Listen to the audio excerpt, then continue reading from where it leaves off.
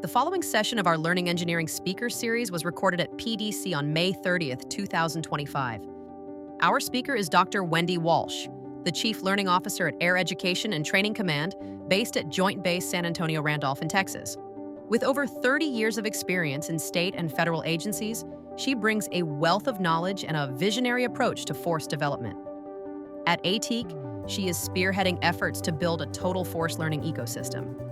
Her work is grounded in learning engineering principles with a focus on human-centered, interdisciplinary, and competency-based learning. Dr. Walsh is not only optimizing how the Air Force learns, she's redefining what it means to learn in a modern, dynamic environment.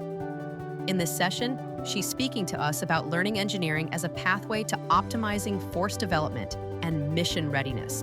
I am over the moon to be with you guys today to share what the United States Air Force is doing and to hopefully learn together. So I hope that you'll really leverage the chat and raise your hand. Let's have a dialogue. I put the introductory slide in English and in French, and I regret I do not speak French.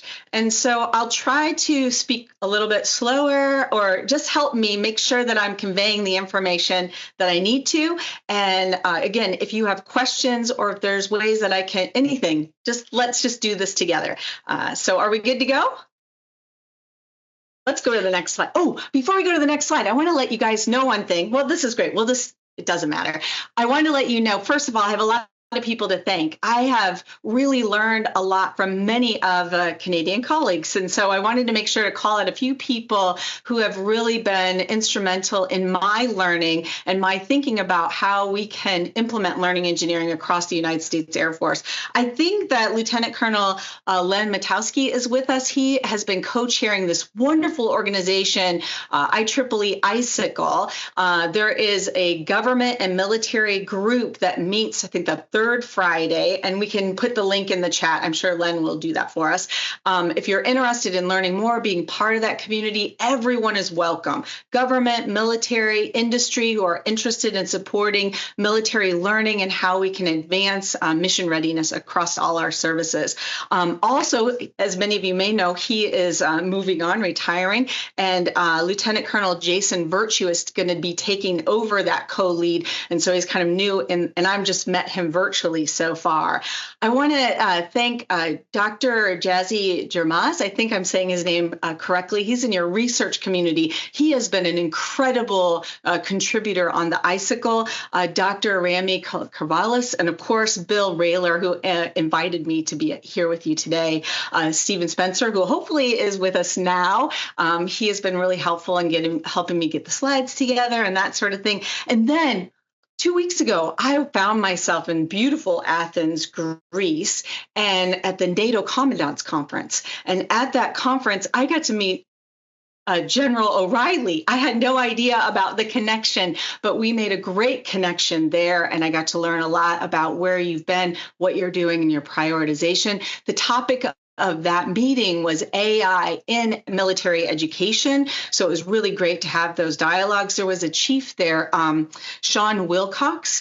He's on the Navy side of the house, and he was pretty extraordinary. And I don't know if she dialed in for this portion, but Miss Marcy Steele, very impressive instructional systems designer, AI coder, who's a part of your team. And so I got to spend a little bit of time with them over that week and really getting to know and think and collaborate together. So I'm very inspired to be here today and share with you a little about what we're doing, and then again, have the dialogue. My main objective is to connect, to make friends, connect with you each individually as best as I can in this virtual environment, and also to connect you with a larger U.S. enterprise that might have synergies with some of your efforts so that we can, again, advance military education together. So now we can go to the next slide. I like to always start my presentations with this idea of gracious space. I've been doing it for a little over a decade. I've only been with the Air Force, it'll be 4 years in October, but I also served as the Chief Learning Officer for FEMA, our Federal Emergency Management Agency prior, and I've been in government,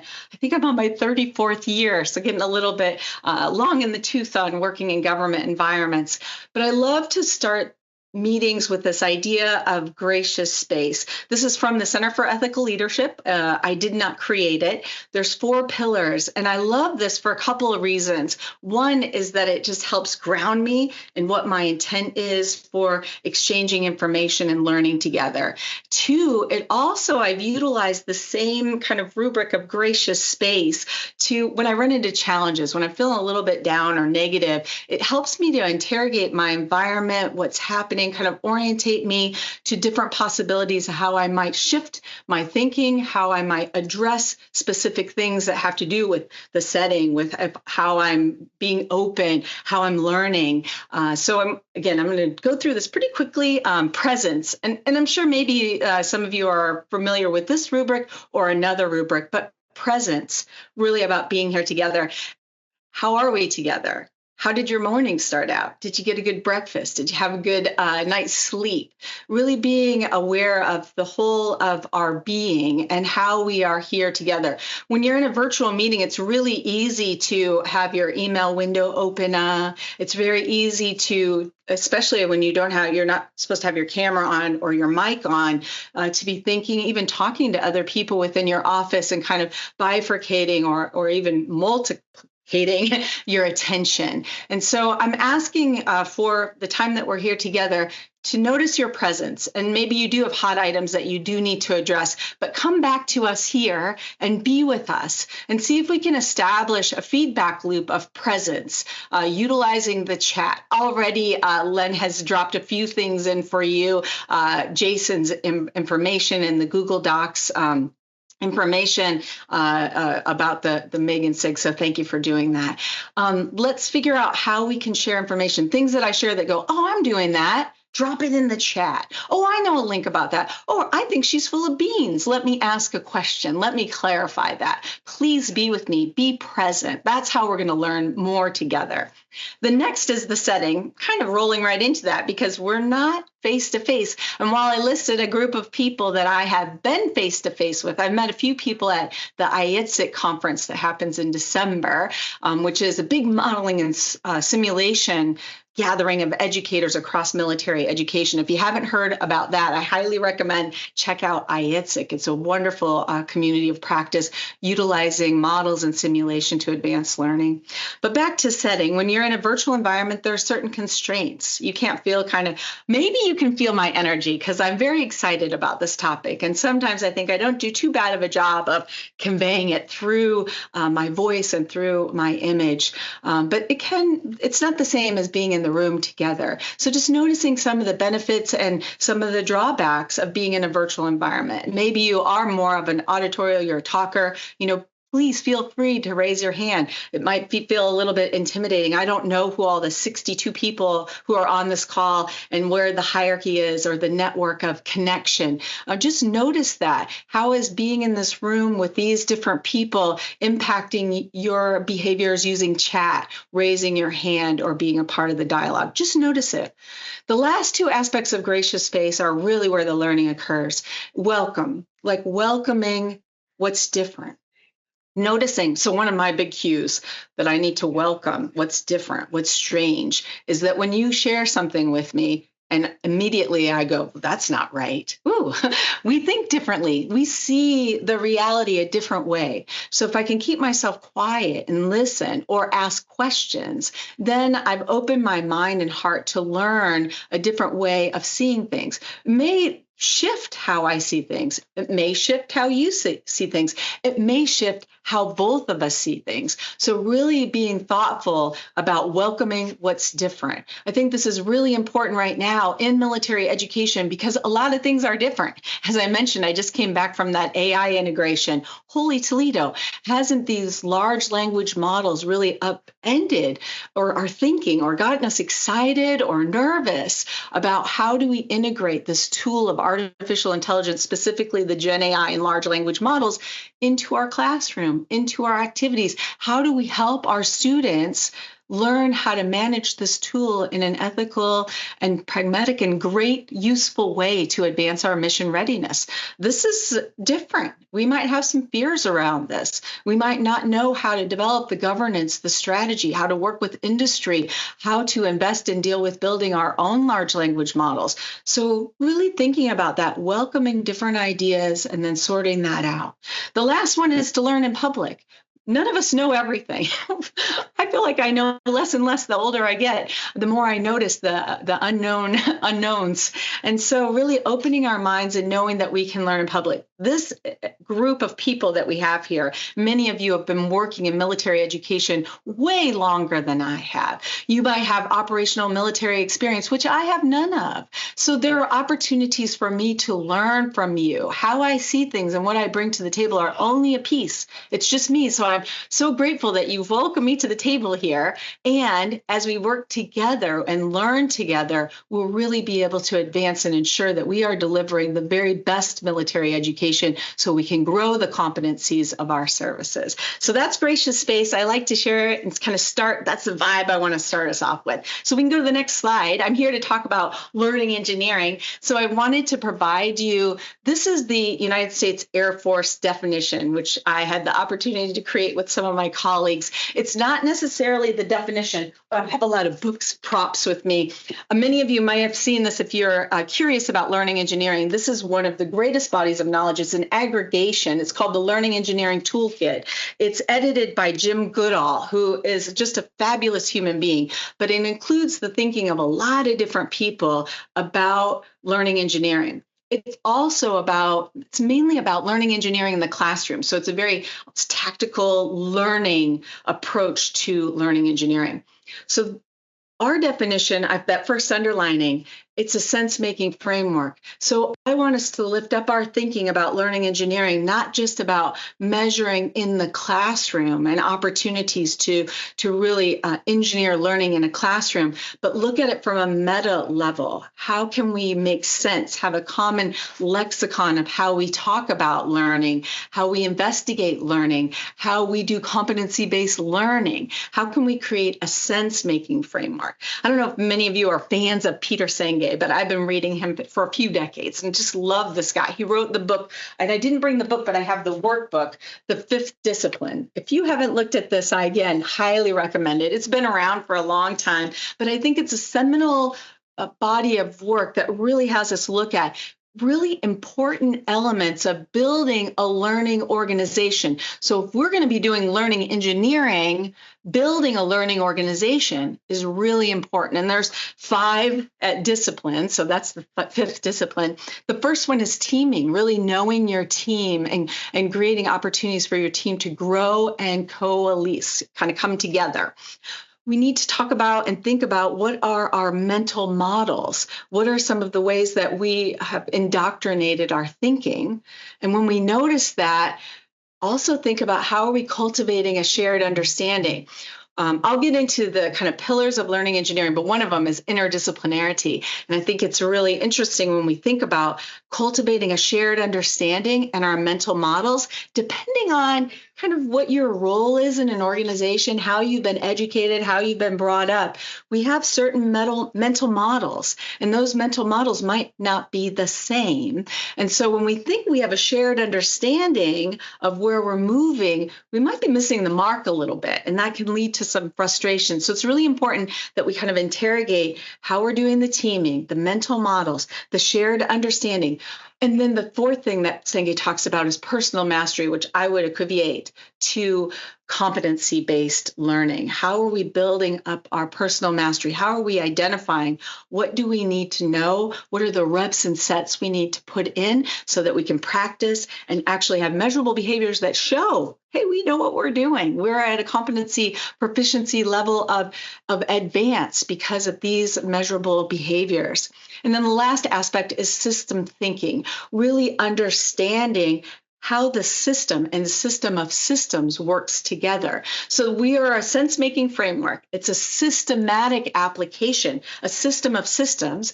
It's evidence-based principles, so really looking predominantly at Scientific method. How are we asking questions, finding the data, doing the right methods to get the findings to actually improve how we're doing business, and as well as the competency modeling that I kind of talked through a little bit. It's interdisciplinary. So we're bringing in scientific methods, learning sciences, education research, systems thinking, and a myriad of other disciplines. The United States Air Force has 240 distinct career fields. And so we have competency models that are supporting all those career fields. The last aspect of our definition that's underlined here is airman-centered design, human-centered design. So we're really looking to ensure that how we're designing these opportunities to learn are designed to meet the gifts and capabilities of the individual. So we're looking at adaptive learning. We're looking at really doing assessment so we understand, hey, you don't need to continue to do this if you already have done this and demonstrated. Let's move you up here. My General Robinson, regularly says people don't want to stay in the classroom longer than they have to. We want to get out into the operational environment, start getting after the mission, but we want to make sure that people are prepared to get after that mission. So that's learning engineering defined, kind of the big overview. Some of the big scholars, I already mentioned Goodall, also Say Schatz. She's currently at the Marshall Center in Garmisch. She helped co-author this book with J.J. Walcott, who's one of our highly qualified individuals who's working for the Air Force right now. We're really fortunate. Bohr Sachs is another person at USC. Chris Beatty. There's a lot of people. If you're interested in learning more, we can get you kind of a book list of this, and I can connect you with our Air University library for additional resources too. I'm going to take a quick breath here, and I want you to give me thumbs up or put something in the chat. Am I talking too fast, especially for the French speakers who are here? Am I doing okay? Is this making sense? Is there anything you would recommend I do differently? Okay, I saw one thumbs up. Oh, there we go. Thank you. Validation. Okay, go ahead and, go ahead. There's a question or hand raised. Maybe that was just, I do that all the time. Okay, perfect. Where I raise my hand when I mean a thumbs up, you put it right down. So I'm going to just keep going forward. But if you did have a question or you want to say something, put that hand up. It will be a lot more exciting if we are having a dialogue too. So I want to learn from you as well. All right, awesome. Let's go to the next slide, which is kind of those three big rocks. So learning engineering, we can make it highly complex, but I'm all about trying to make things simple and easy to understand. In the introduction, oh, thank you, Bill. In the introduction, someone had said we have a Enterprise Learning Engineering Center of Excellence. They said a Learning Engineering Institute. It's actually Enterprise, meaning that big meta view, Learning Engineering Center of Excellence. And so I was successful in getting 23 billets people to set up the Center of Excellence. Now it's 20. We're working a reduction in force. We've had a change in administration, and we're kind of doing a little bit of a reorganizing of things. But we still have our Center of Excellence, so I feel really good about it. The reason I believe we have that Center of Excellence is because I boiled down the learning engineering process and practice to three key topics that were very easy to understand and accessible. When we're trying to explain what we're doing to leadership who are incredibly busy, who probably will be very lucky if they have much of a background in education or learning sciences or anything like that. So making it accessible, easy, and connected to the mission is how we're going to create that cohesion to get things done. And so I just want to highlight that we can go into a lot of depth on each one of these. And there's a lot of research. As I mentioned, Chris Beatty, I think this learning engineering for online education is specifically looking at distance education. This is a very involved and very scholarly book. So if that's your jam and those are the things that inspire you and get your attention, it's out there. This presentation is really at the high level because I want to kind of through my presentation of talking about this, but also demonstrate a way that you can convey learning engineering to your leadership that's accessible, that people will understand. So I guess in a matter of a lot of words, I'm saying, I'm not dumbing this down. I'm looking to make it accessible. Okay. So 3 pillars: human-centered, creating that trusted environment, really wanting to connect with people, but also to be able to measure that connection. We're talking about human-centered, of how an instructor connects with the student, that accelerates and deepens and helps to retain learning. Those are the things we want to measure. Now, I already mentioned AI and the large language models. It's also about machines. And here I am in the United States Air Force. One of our biggest machines, our biggest platform, is the aircraft. And we've been utilizing autopilot and a lot of different ways that we build trust with the platform, so that human machine teaming, how we collaborate with the machine, is really important. Human centered, how we learn, is really focused on the learner, on the human, and making sure that those things are connecting.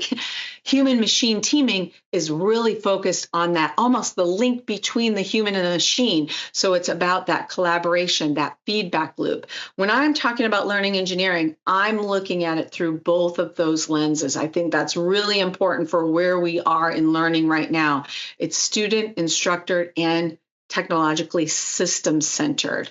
The second one, interdisciplinary, I already kind of talked about how we have all these different career fields. They all have different requirements, standards. And so how do we create a shared understanding, have the shared flexibilities where we need them, but also keeping ethical, legal, and the mission requirements? Bottom line is that we don't want to water anything down, that it's reducing our ability to meet the technical mission that we have. So it's really about that interdisciplinarity, but having the shared understanding of when we can be flexible, and when we can't be flexible, that we are clearly conveying that in a way that makes sense to people. And we are pushing our imagination and our creativity to ensure that we are not saying this can't be flexible because I haven't thought enough about it. So always a bias towards imagination. We have a bias towards action and a bias towards imagination when our action has been stymied in some way. And then evidence and competency-based is the third pillar. So we want to be able to tell a story with data. Both quantitative, qualitative, mixed methods is always my preferred, so that we're listening and we're counting. And so implying and scaling scientific method as the norm. When people come in through basic training or through our college system to become an officer, I want us to really focus on the culture of the United States Air Force is one of scientific method. When we find things that aren't working, instead of bitching and moaning about it, we're asking questions. We're trying to identify data. We're looking for what methods can help us understand that data, clean that data, the tools of AI, other things, and then we're figuring out how we can make it better. So that's it in a nutshell. I'm going to go to the next slides, and they're just a tiny more maybe depth or overview of each one of these areas and how they meld together. So I'm expecting that many of you may have already heard of design thinking. Stanford D School, Harvard, MIT also has them. There's 3 different models. You can see they're slightly different. We got 4 and 5, but these are the kind of the models of human-centered design and what we're thinking about, those feedback loops of human-machine teaming. So I just wanted to show you a graphic. They kind of all start with discovery, and the Stanford starts with empathize. So really discovering and understanding as a part of that, empathizing, kind of putting yourself into a different place than you've considered before, seeing a different perception. Then the next one is defining. Once you've discovered, how do you define? In this middle one, you'll see that little helix that goes through, and it says, converge, diverge, converge, diverge. So you're always trying to make sense, and then opening the aperture, make sense and open the aperture. After you have a common definition, then ideate. Think about what are ways that you can, different methods that you could deliver the learning objectives that might resonate with more people, that might create more sticky learning experiences. How might we use technology? How might we measure that? Then prototyping and testing it. I also like this one in the middle, because with that helix, I kind of see it as feedback loops. Many times we're conditioned linear. These all go in a line. So we think that, I empathize, define, ideate, prototype, test. But we go back, we define, and then realize what do I not understand here? Or maybe we even get to the ideation and realize there's a stakeholder that's really impacted by what we're doing here that we've never talked to or doesn't have a seat at the table. So then going back to empathize. So we're always iterating and we're jumping through all these steps, but they're kind of like the stepping stones that we want to make sure that we have some grounding into. How have you and AETC addressed the cultural issue of adopted learning engineering as a solution for optimizing the relationships? Oh, I love this question. Many of us grew up in a traditional classroom, and this phenomena could be perceived as different, as threatening. Yeah, you're absolutely right. It's not been easy. And some places have really leaned forward and like leaving behind the old school. We're really creating a narrative of a learning continuum. So the things that we're doing in PME, the things we're doing in our institutional education, or our PME, our continuous learning, our operational learning, our exercises, our deployments, we're looking to utilize our competency-based learning as an anchor. So we learn. If I'm public affairs is my career field. It's not, but if it was, what would I be learning in my initial skills? What are the competencies that I would be building on, and what are the opportunities? So we're not throwing away traditional classrooms. Sometimes there's a lot of great learning that happens in those environments, but we're looking to expand other opportunities, again, to be human-centered, so what works best for the students. So the cultural issue, we have a few different efforts underway. Project Nomad is another one of the, if you Google U.S. Air Force and Project Nomad, you'll see an approach that we're doing to kind of take a deep dive, kind of a core sample of culture in different areas and stitch that together. When we do our competency mapping, we're really having a lot of conversations about culture and ensuring that people are heard. But I think the anchoring of competency-based learning, along with seeing that learning continuum. In military, we like to compartmentalize and fragment. So here you did your basic training, now you went into tech training, or you were in university and now you're an officer training school, and now you're in command. So we have all these like break points. If we have a competency-based learning, we're looking at how we're learning in each of those. We're looking for that to build the culture. Are we there yet? No, not yet. Oh, thank you, Len. This is what a great help to have you with us. Hopefully that asks the question, does your data collection often support the maintenance of some traditional? Absolutely. So it's both. And so the flight, 19th Air Force is our flying training. They're a perfect example because they have been looking at kind of the task-based training for pilots for years. So they've taken all of those tasks, thousands of them, and then clustered them into how they really develop the competencies each pilot needs to know to learn. So we have the measurable behaviors, and many of them are tasks, and then aligning those at what level, what would be the basic that you need to have of these tasks to have this competency. So it's kind of mapping across that. Some of those things you may learn in the classroom. Some of those you learn in a simulator. Some of those you are learning in the field once you're operational. Some of them you might be learning in exercises. But really the idea is that we want each and every airman to understand and kind of take ownership of their own development. So I know the competencies are where I'm not as good as I'd want to be, where I need to do more reps and sets to build on a weakness that I might have, or where my gifts are and where I can continue, again, reps and sets to keep those gifts active and moving well. But I don't think we're looking at the separation, but we're trying to bring together traditional training methods, systems, and approaches, and integrating them into a new structure and measuring them. Just because it's the traditional way that we've been doing things doesn't mean it's not a good way of doing things. Okay, next slide. I'm always running out of time, but I don't care because you have these slides, and so we can always continue to talk later. And I really appreciate people putting the comments in there and talking, having the dialogue. So interdisciplinarity, I think this goes without saying, so hopefully this makes sense, that we want to welcome a variety of perspectives. And I really call this out strongly, again, because we have a propensity in hierarchical military structures to compartmentalize. I mean, that's how we build technical expertise. That's how we ensure accountability. That's how we have resourcing and, really understand that. But we want to create an environment, and we want to create an environment where we are considering a myriad of perspectives, how they can help us to understand. And I'm going to share with you a quick sense-making model in a couple of slides of how we can utilize. Actually, it's the next slide about that. But so we want to welcome a variety of perspectives. We want to have awareness of there might be variety in those mental models, and to really know what our own mental models are. Sometimes we do several things on automatic pilot. We just know it's right, or a gut instinct. Many of those are tied back to mental models. So doing exercises to think of, if I'm always doing it this way, is it because that's the regulation? Is it because it's a heuristic, a rule of thumb? Or is it because part of the culture of my career field? Really looking at where are the mental models sourcing from? And are they mental models that I need to expand, to adapt?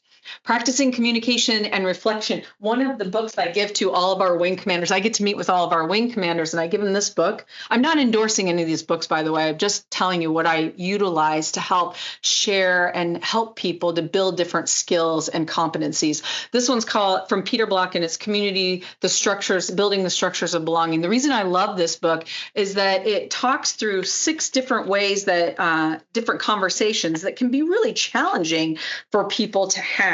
It was And so how do we help people really see possibilities? Sometimes it can be really hard to see what might be possible. It seems like this is the only pathway we have. So what kind of questions can we ask? If we want to dissent, we have to be able to do that in a very respectful way. How can we create environments where we can practice how to have a kind and productive dissent conversation? How, instead of just providing orders or information or instructions, might we provide an invitation? And if we provided an invitation to collaborate, to learn, how might that impact the outcomes that we get from that? Establishing effective feedback loops, and then creating and leveraging tools for sense making. So that some of those sense making could be, right now we're working on developing an ArcGIS map of our learning infrastructure, meaning the people, the programs, and the technology. It gives us a visual. We've also used Power BI, other software, mind mapping. Gamification is another way that you can create sense making and open mental models. Next slide. I want to kind of tell you how I've seen these two, human-centeredness and interdisciplinary connect. And that QR code takes you to one of my favorite pieces of doctrine. I think I have, here's it's our mission command document. I don't know if you guys have a mission command doctrine that's as accessible as this. If you do, I want to see it, but I want to share with you ours. This little document, some pocket size. It has a lot of operational stories in it, as well as just clarity on what are the aspects that we need to build to enable mission command within our organization. And you'll see there the 5 C's: character, competence, capability, and cohesion. In learning, we're building character. We're giving opportunities for people to reflect on character, to think about the ethics of character. In PME, we're doing this. Competency, we've been talking about competency mapping, modeling, and actually how are we providing opportunities for acquisition of competency and ownership of competencies. Those competencies evolve into a capability, a mission capability, and we don't want those to be fragmented. So having that cohesion, the ways that we create teaming, that we connect the network, develop that capacity that we're looking for. So I wanted to highlight that how these things fit together.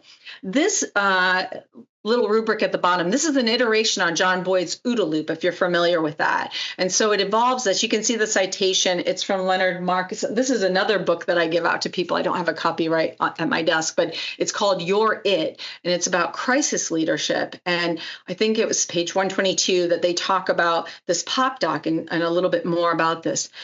They really expand the idea of the OODA loop is observe, orientate, decide, act, OODA. This says, hey, when you are observing something, based on our perceptions, we might observe things completely different. Many of you may know that story of the elephant where one man's holding a trunk, the other one has the tail, one's touching the side. They're all touching an elephant, but their perceptions are different. Part of the story is that the people are without vision. They're just feeling their tactile sensory, and that's what shows the perception might be different based on what you have access to. Then orientate that perception, but knowing there could be variance in that. And that orientation is looking at what are the opportunities, what's the resourcing, what's the environment look like. Then Boyd would say, go ahead and decide. And this model provides a little aspect for foresight. So predict, take a moment before you decide, and not just making a few COAs, but really thinking through second and third order effects and really predicting if you implemented this, what would be the outcomes or possibilities of outcomes. Then go ahead and decide. And then they replace act with operationalize. So rather than just direct or task somebody, really looking at the capabilities that people have. I give this example of if we were having to do 50 push-ups right now, maybe some of you could just drop and do 50 push-ups right away. I could do 20 and then take maybe 3-minute break or 4-minute break, and it probably could get you 15 or 20 more. Take another little break and I could wrap up the 50. So I could do the 50 if the operational environment allowed for that period of time. And so really understanding what are the operational requirements and how we might be able to be more inclusive if we think about it instead of just do this in a more operationalized way. And then last but not least, communicate. So the perceive, orientate, and predict, these are your thinking activities. The decide, operationalize, and communicate are your doing activities. And so we're utilizing this model a little bit more for our sense making and sharing kind of how we're looking at decision making. So next slide, I'm going to start going kind of fast because we're running a little short on time. But competencies in general, I don't think this audience is probably very aware of competencies are an observable measure pattern, your KSAs, and can include tasks as well. We are looking to move competencies to develop the airmen that we need and provide ownership of that development to the airmen. We have two different types of competencies that we're looking at: the foundational competencies that all airmen need, and we currently have 23 of those, and then occupational competencies, and those are the maps that we've done for each of those career fields. So next slide, we'll drop a little bit more into, this is the four elements, kind of buckets of foundational competencies: the developing the self, developing others, developing ideas and organizations. And I can, if you, again, Google U.S. Air Force and put in the competency handbook, the PDF will come up. And so you can look and see. We're in the process of updating that to a Department of Air Force manual. And so it's a little bit dated. I think it was published in 22, but we actually completed it in 2018. And it just took a few years through COVID to get published. So, but I still think it's valuable in kind of seeing what we're doing. Oh, I see a big Bill has posted a lot. Oh, you've posted. Okay, great. Thank you. I think we can go to the next slide. So talking a little bit about this competency-based learning and cultivating that shared understanding. So how do we do that? You've heard me say already a few times, reps and sets. First creating a shared understanding of what is it that I need to do to build up this competency. If I'm working on building up a competency of teaming, what are the measurable behaviors that you would see from me in terms of teaming at the basic level, at the intermediate, at the advanced, and at the expert level. And then having opportunities, looking for opportunities to build my own teaming. And then as my supervisor, also helping me to understand, hey, Wendy, I know you talked about in your performance plan that you wanted to do professional development and really sharpen your saw around teaming.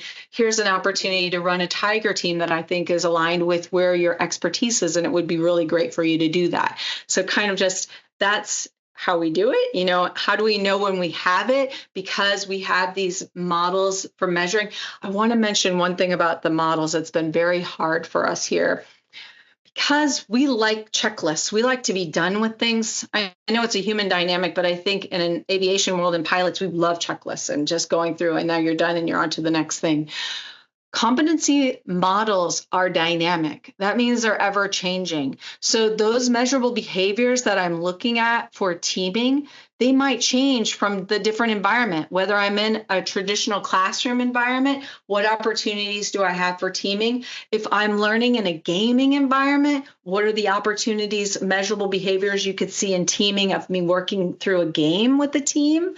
Am I just moving forward to each level, or am I working together with people and acquiring a different skills and strengths as I move up levels more in a collective fashion? So it could be an example. What if I'm in an exercise? What would those behaviors look like when we have specific objectives for that exercise and injects that we're doing? How would that open up opportunities or maybe limit opportunities for teaming, or how might that look differently?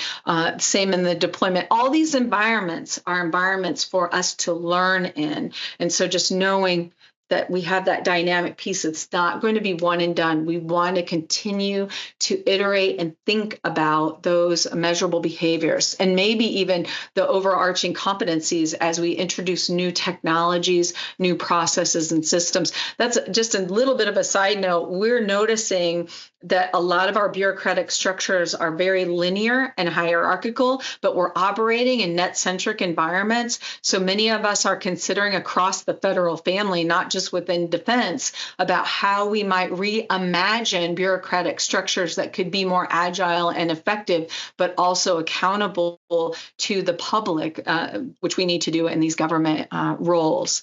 Next slide is a quick example about peoples and systems and how they've integrated this learning, engineering, and competency-based model and really looking at their processes so that they can optimize. So this was submitted to me by a group. They're the Air Force Continuing Education, it's the Air Force Career Development Academy. And they're responsible for the continuing education from when an airman graduates tech training and they go into an operational environment. How do we continue to support the development of products, learning opportunities for them to continue to grow their competencies and to sustain their competencies?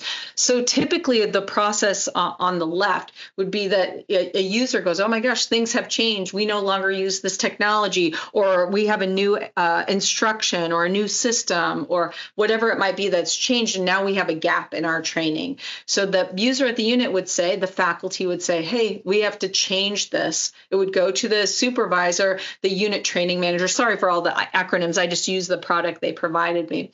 So the unit training manager would then reach out to AFCETA, that's the Air Force Career Development Academy, and talk about where the gap was and how they might need to correct it or that it was incorrect.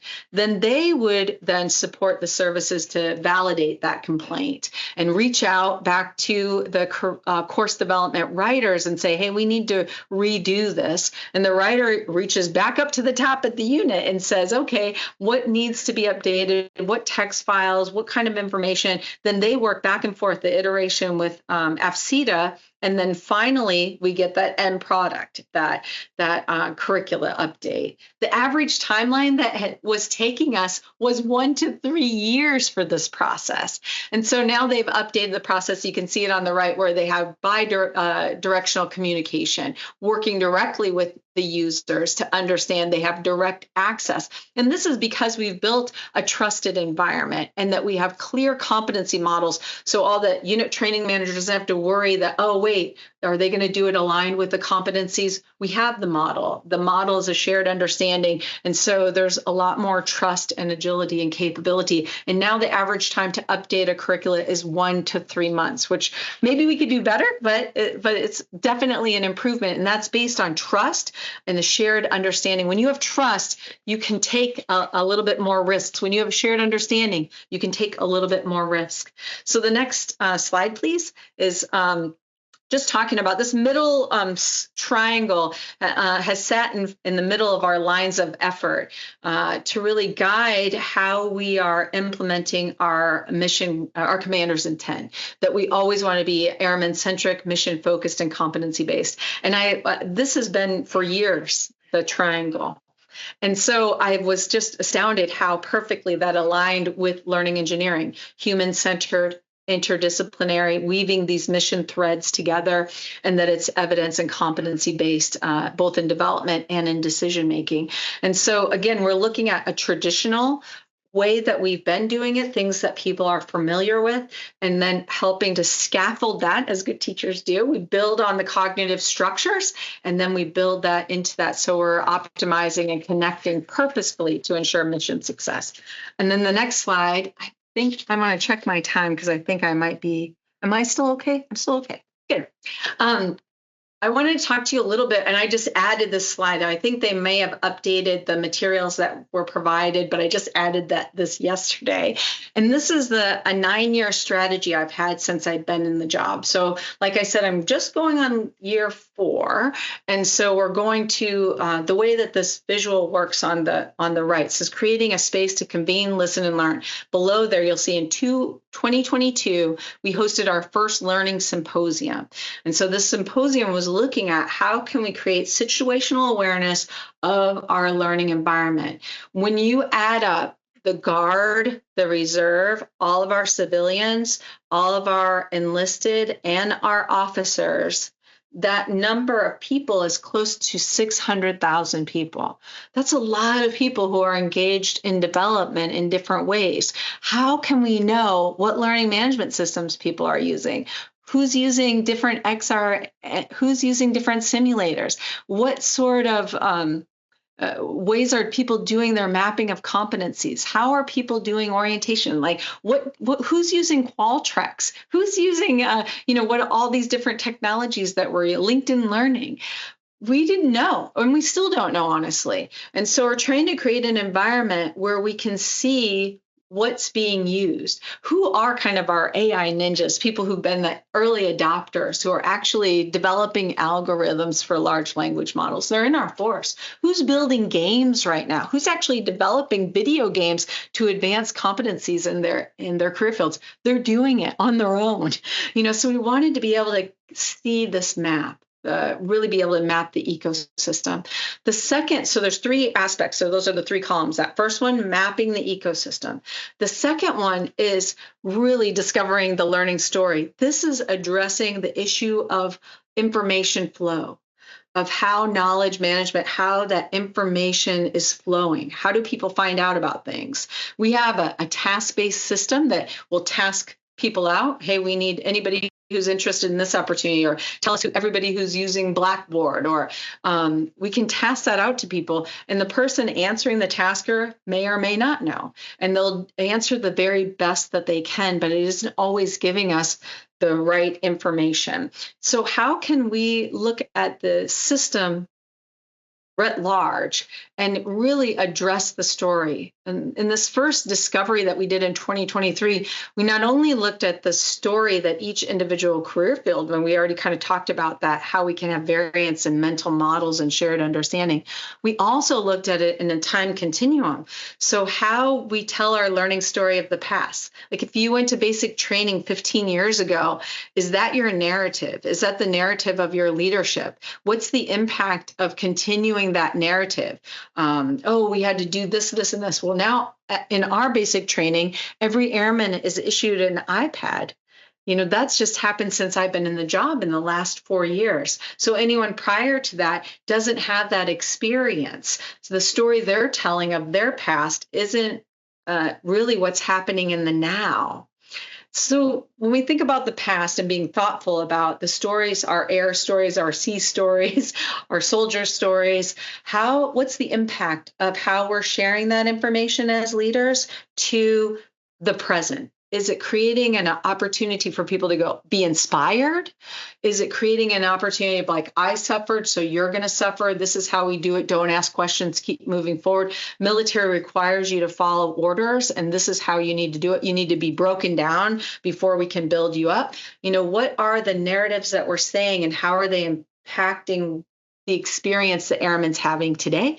And then thinking towards the future, how is that past, our experience of today, allowing us to imagine the future and really thinking about that. So that second symposium was about discovering the learning story and really trying to have some space for some deeper thinking about that. The last one, the last column is the competency model. And so we were so surprised. We put out a call and said, hey, who's already embracing competency-based learning? Because we've been trying to implement it for over a decade.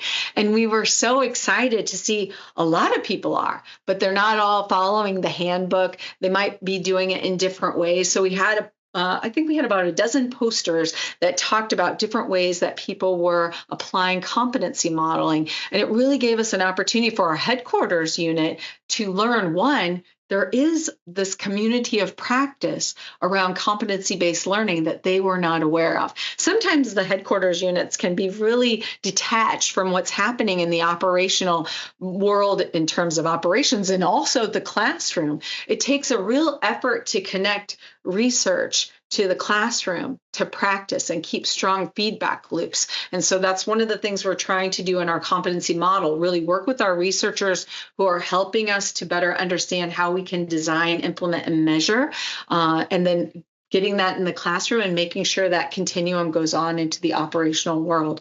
At the bottom, there's QR codes. We were so fortunate to have a guardsman who he was active duty and he went into the guard because he wants to be a filmmaker. And so we put him on orders to make quick films of each of our symposia so that you can see a little bit of an overview of what we learned in this discovery. That's the first row. The second row is where we're just rolling in right now. So we're hitting those three topics again. Mapping the ecosystem. This year, we're meeting at Wright Pat Air Force Base. That's where our Air Force research labs are. That's where our material command is. That's where our Air Force Institute of Technology is.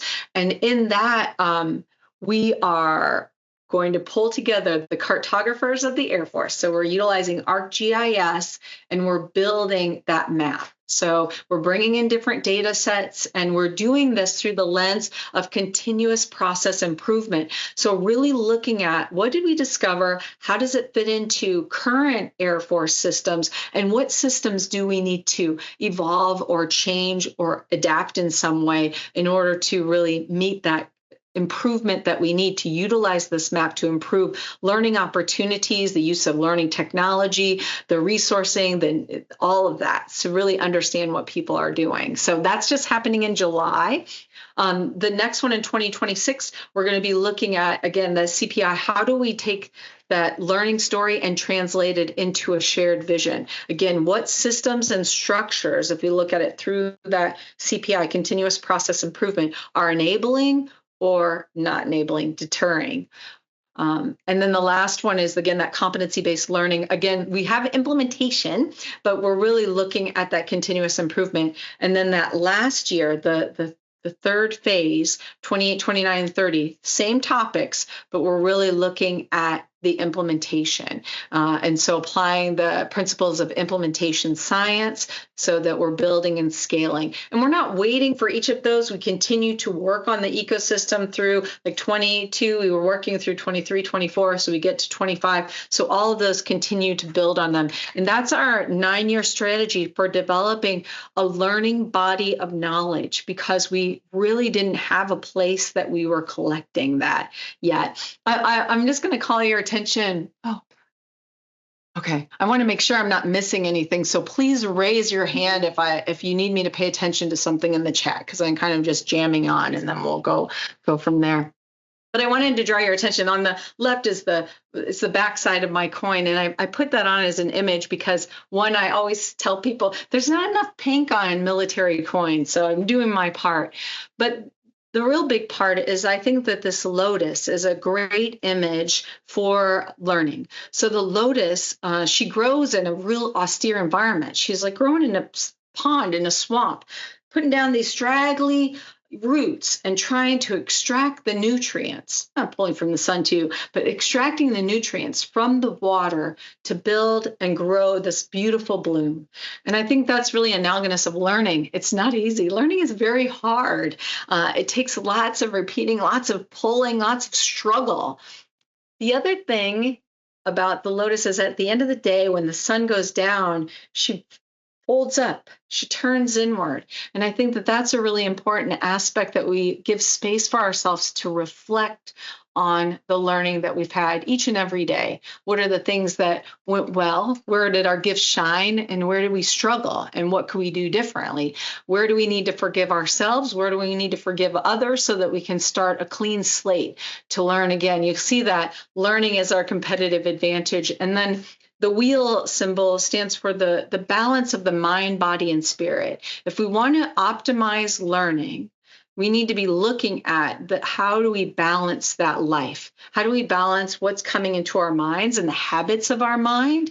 Are we making time to absorb different learning material, or are we just on automatic pilot?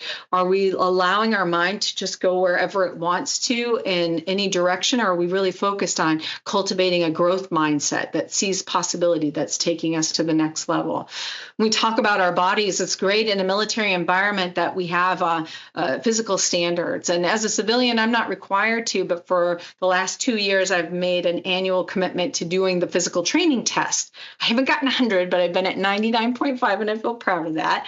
But I think getting our physical self in shape is really important. How much sleep are we getting? The impact of eating, the impact of the movement, all of this on our bodies and our abilities, our minds, how we can learn. There's large body of evidence on the mind-body connection.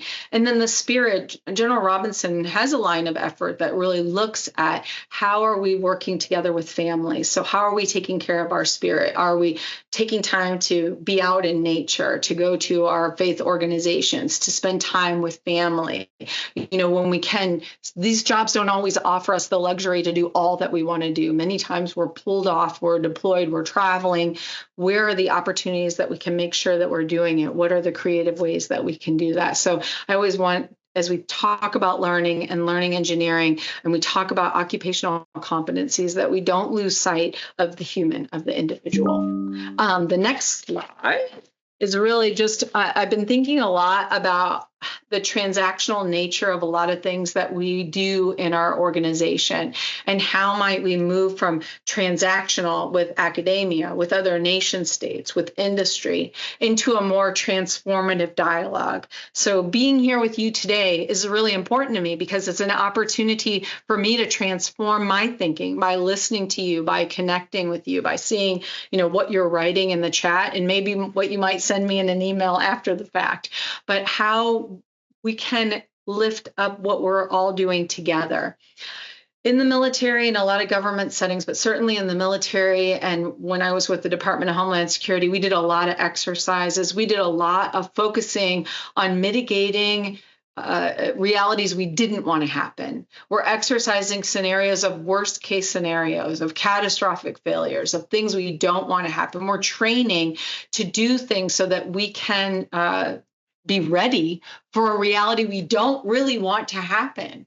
So I'm asking people in this learning environment to really take ownership of making space to imagine a future we want, really focusing on what does it look like when we do have that cohesion that we need? What does it look like when we do have a shared understanding, when we have addressed our mental models and are creating strong networks of collaboration? So imagine a future we want. Really sticking with evidence-based, it's important to have those gut feelings, but also we want to be empowered through the scientific method, and then practicing that growth mindset. And Stephen, you raised your hand. Are you trying to cut? Am I done? I think I'm done. No. I had a question. If you have time for it. If I not, do. I think we have till 55, right? Yeah, I think so. Okay. Just quickly, just because we were trying to imagine a future where all of this comes along. When you were implementing learning engineering in the Air Force, if you encountered resistance, what were some of the reasons they gave that you were given for resistance to change, that you had the data to support, that you thought was incredibly necessary, if you encountered any? Yeah, it's a very good question, because there definitely is resistance, or maybe apprehension, or worry, or fear. Those are all human experiences that impact our ability to trust and build change. I think the first thing I always do is listen. I think that's the most important thing. And back to that very first, well, the second slide of gracious space, of really welcoming a different perspective. So right away I could go like, oh, you don't want to do this because you're resistive. But can I give that person or that group space to really share with me what they're experiencing? I think that's critical. I think a lot of times we do have a certain amount of influence and power if you're in front of a classroom or you're in a leadership position that you can say, just go do it. This morning I was on a call with somebody and they said, we need an Air Force instruction so we can force people to do this. And right away I wrote down on the paper, I go, what if we had instead an Air Force invitation, and that we could invite people? We could inspire people rather than force. So invite and inspire rather than inform and force. I'm Mission Command, and what we do, we require a lot of discipline and order, and I think we do a good job at really helping people learn about that. And I think maybe we need to also help people to learn when to execute, the invitation. When is it appropriate? You don't always have to be tasking people. So I guess the first thing would be listen. Is it really resistance that we're hearing, or is it that there's not a shared understanding? Do I not understand the risk that they feel that they're taking, or that they have a leader? I've heard early on in my career, I hear it less now, but it might just be because I just don't hear it as much, that people work in environments they feel are toxic, that they don't have they don't have the psychological safety to share what they're thinking. That's why, all of my leaders, I give them this book now, because I think, how much time are we providing to leaders to build up their abilities to have a dialogue with people? We get ourselves so spun up on all of our checklists, all the things that we need to do, that sometimes we don't take the time to have the conversation. We think we don't have time, but in not making time to do that, it costs us time later down the road.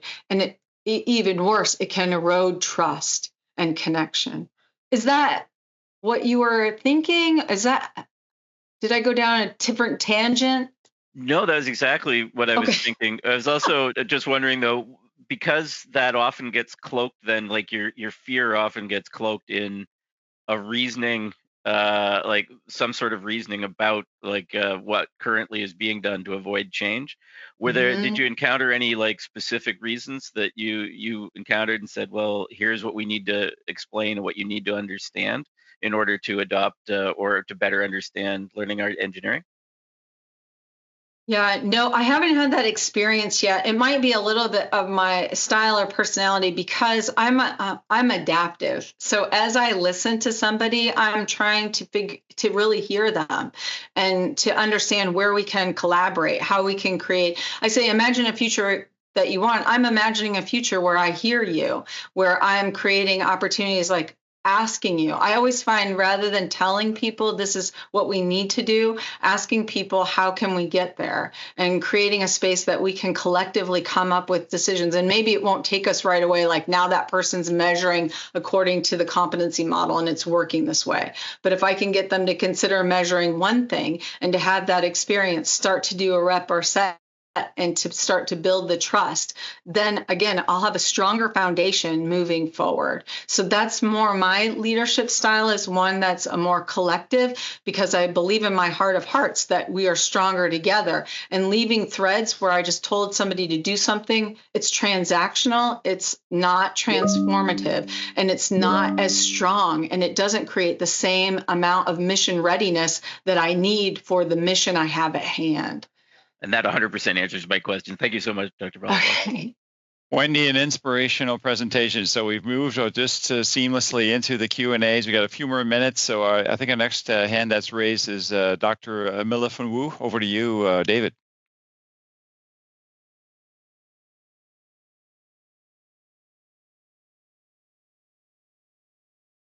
Are you there, David? Thank you very much. James, and thank you very much, Wendy, for your presentation. I think it was very wholesome and holistic. Just two observations. Don't know if it's a question, but two observations. One is this business, and I've heard you repeat this,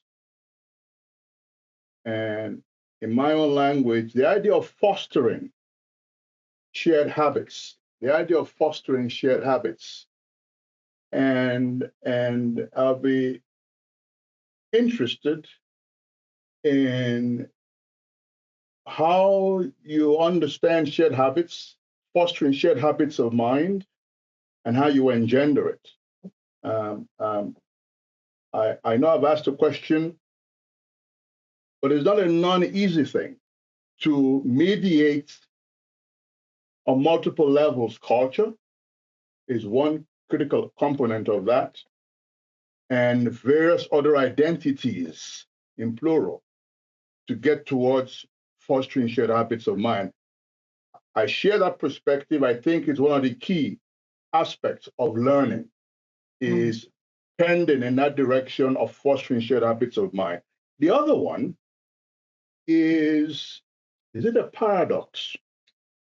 And so in fostering shared habits of mind, is it a technical activity? Because you talk in terms of learning engineering, but is fostering shared habits of mind more an art than it lends itself to a technical, I don't know if the word is solution or approach? Over, apologies for the meandering, but over to you. Thank you.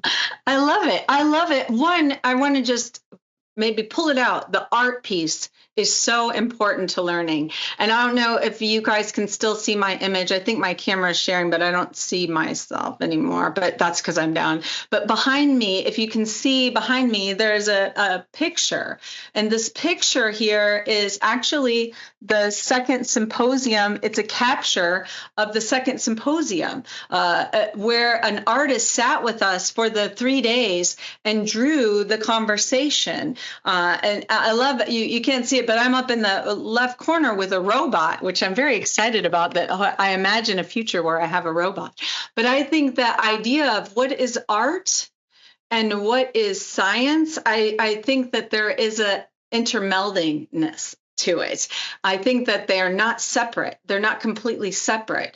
That there is science in art and there is art in science. And so I think that it's a great question because we should be thinking about that. Not say one or the other, but how do they weave themselves together to give us a stronger fabric of the experience? I hadn't heard that shared habits of mind. I like it because the shared understanding, or what Senge is talking about, and having this mental models and a shared understanding. So I think that a habit, I would say you do a habit because you want a certain outcome. I might go for a run every day because I want to be a faster runner, or I want to keep my lungs in good shape, or I want to stay strong in some way, or I want I want to exercise my dog so he has a better time when I'm at work. Usually I have a habit because I want a certain outcome.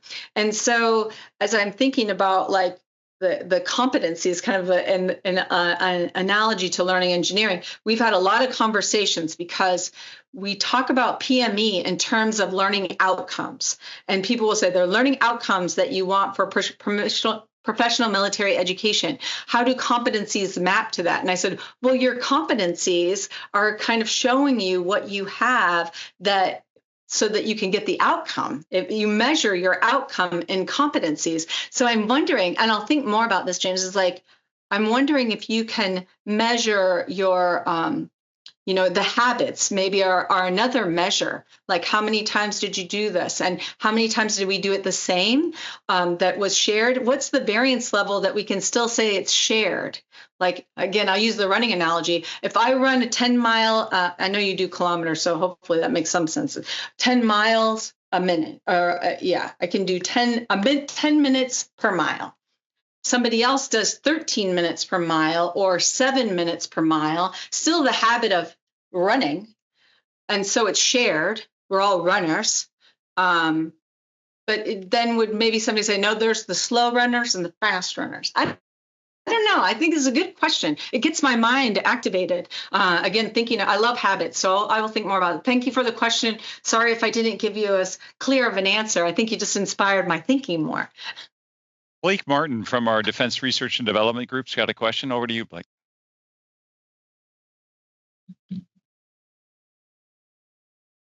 Sorry, it was making me agree that I would be recorded, yes. and I'm okay. I'm okay with that. First of all, Wendy, I want to thank you so much for having primarily, first and foremost, the heart and soul of an educator, someone who wants to engage learners in that process. And I'm always very inspired when I hear you speak, and it gives me great hope that we're thinking about things in this way. It's I think it's very much the right way. But with that being said, you talked about shared meaning making and collaborative sense making, and how we're having these bits of meaning that are collaboratively developed between sense makers. This in a 4E cognition kind of sense, and I just one of the spaces that I'm thinking in a lot right now is the future space where we've got not human thinkers, but we've got AI thinkers. And so, competencies too, like to develop a teaming competency between, two members of an air crew is one thing, but what if we have an unmanned wingman who's on the other end of it? Can you speculate at all about what might happen in that space, when we're doing that human autonomy teaming and we're trying to do sense making with something that is really not human, but we're still human? What's going to happen? Yeah, it's a great question. And I'm going to take a huge risk here because I don't have children, but I'm going to use a child development analogy. So when you talk about machine thinking, the machine thinking, especially with the Gen AI and the large language models, it's a game of probabilities and grafting. And so it's not really thinking. It just looks like it and it sounds like it. So we think that it is, but it's not. It's still a tool. And so, but it is a fabulous inspiration. I love it. I'm always noodling around with all the different models and seeing, what comes of them. And I find that a lot of the responses that I get do inspire me in different ways of thinking that I wouldn't have otherwise. And so I love that piece of it. But the analogy I was going to make as I was listening to you talk, and I was first caught up by that when you said machine thinking, I'm like, well, they're not really thinking. It's more of a probabilistic act. And then I was thinking about children. If you don't pay attention to a child, they can get into trouble. And so we have to pay attention to the models. We have to be engaging with the machine and ensuring and testing and making sure that we are responsible for its development and use. We're ultimately responsible. I don't think it was too long ago, a parent was charged with the active shooting of their child in a school, which we're holding the parent accountable for this. And the same with the machine, holding them accountable. But as with the large language models, you get this response that goes, wow, that's an amazing exercise design. I love that. I'm just going to use it. Teenagers sometimes really trick us. They really sound like they know what they're talking about and they have so much confidence but then they get in trouble very quickly because there isn't the depth of understanding. As I've been thinking about AI and the machines, I really want to encourage people who are seasoned, who've been in the classroom, who've been in their field, who've been doing this for a long time, to engage with these models, because we will see when you get a subject matter expert, when they get that printout, they see all of the inaccuracies. They are great bullshit meters. Younger person doesn't see it. It sounds good. It sounds like what I've already read before. They don't have the depth of understanding. It really is about, I don't know that humans and machines will ever be on par. And I think that if they are, are on par, we put them like that, or even depend on them at this level, then we're going to have trouble. But there is a certain amount of accuracy with some, like use the example of a calculator as a tool that emerged. Now I don't think we question the algorithms that, the statistical algorithms that are being utilized in the calculator. I don't go and do all that. I do trust the answer that came out of it, that it's been coded to that level to do that. So I those are my thoughts about your question, is that we have to pay attention. We have to be engaged. You go. I know you got it. Two quick points. First, we anthropomorphize, and we, regardless of what it is, we're going, if it's using language, we're going to think of it as being a person. So regardless of what we say, we think differently. The second point is there are at least some cognitive neuroscientists who say that that all human behavior is deterministic and probabilistic as well, and that there is no cognition that is not predetermined by the state of the universe at any given moment and the arrangement of subatomic particles. So I don't know. That's interesting. So to back at you real quick, not back at you, but inspired by you.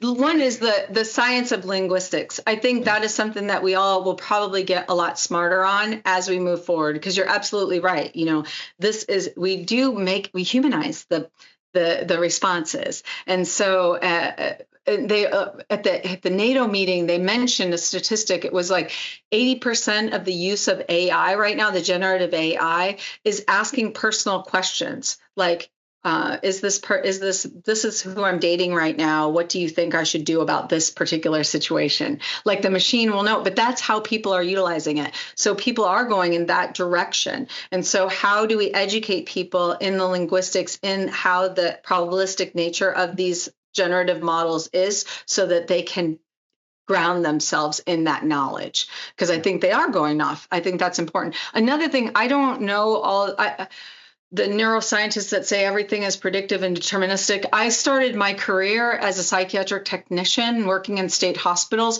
So I've seen a lot of interesting mindsets of how people come to different ideas. But another book I wanted to, again, just tell you what I'm reading right now is this one. And it's called, no, it was backwards, The Creative Act, A Way of Being.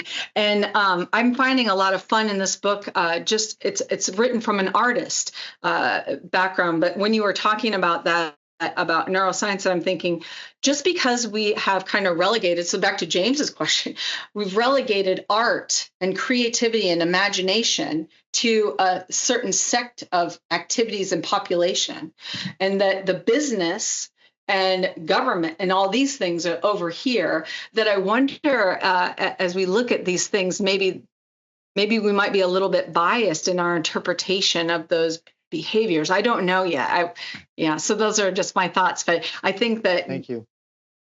I came into my job in federal government because of the 9/11, and shortly after I started the 9/11 Commission report, the failure of imagination, and I continue to see it. And I think in PME, more than anywhere else, we need to incorporate more activities for people to practice and get the reps and sets on creativity and imagination and adaptability if we are really going to get the best out of people and help them to create, identify their own gifts and bring those forth. I think we need to put a little emphasis in that area. Wendy, what a perfect note to end on. I think what you've done is you've helped inspire us, those of us who are involved in this area of education, training, and development of our military members and civilian. I think what really resonated with us was this bringing together of who could say no to this, pulling together the best of, we'll call it scientific principles of feedback loops and evidence-based, and leveraging best technologies, and at the same time keeping the human at the center, being human-focused and learner-centric. And one can just imagine what is the outcome if we manage to pull all that together, and when we're redoing our PME, you get more rigor. you're able to, in fact, be more precise and take less time when you're doing your PME. There's this competition right now for not enough time, not enough space. There's tension between the warfighting courses and the non-warfighting courses. If we can be more apropos and on mark and make better use of every minute using these kind of tactics, then this process, in fact, has content consequences. It helps to facilitate retention of learners, obviously, a rigor for accreditation, both for a military career, post-military career, on and on. And what I might say is one could even make the case, hey, for warfighting purposes, this is what I recall. We were reading the latest articles of, what is PMA doing for warfighting? This is a big call from General Mattis. PMA is stagnating. If you think this through, if you really are rigorous about your use of competency-based learning and apply the techniques that you were proposing here, in fact, you help both warfighting and non-warfighting PMA. So thanks for your speech and your presentation. It's given us some additional food for thought